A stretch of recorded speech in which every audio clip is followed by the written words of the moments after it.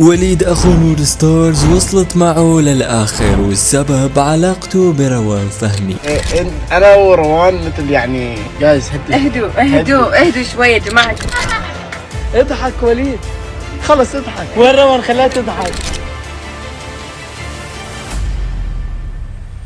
الإشاعات عم تكبر والناس ما عم تهدى. وليد أخ نور ستارز وروان فهمي تحت الميكروسكوب، وكل صورة كل تعليق كل تفاعل بينهم صار بيتحلل ويفسر على أنه حب مخفي. الجمهور لاحقهم بكل مكان وبلشت التصاميم واللقطات تنتشر. التعليقات صارت مليانة قلوب أساميهم مع بعض، وناس بتسأل بصوت عالي هل في شي بينكم؟ وليد وروان سوا امتى حتعلنوا؟ بس المفاجأة وليد قرر يحط حد لهالمسلسل، ومن خلال ستوري نشروا مع اخته بنين قالها بصراحة روان مثل بنين بالنسبة لإلي، يعني مثل اختي، وطلب من المتابعين انهم يهدوا شوي لانه الموضوع طلع عن السيطرة وصار مزعج. بس هالرد فاجأ الكل، في ناس شافوا انه وليد عم يتهرب ويخبي العلاقة لحتى يتم كل شي رسميا، وغيرهم شاف انه فعلا مجرد مزاح زايد عن حده وقرر يوقفه. برايكم وليد فعلا كان صادق ولا عم بيغطي على علاقة لسه ما بدها تنكشف؟ وهل روان حترد على كلامه ولا السكوت علامة الرضا؟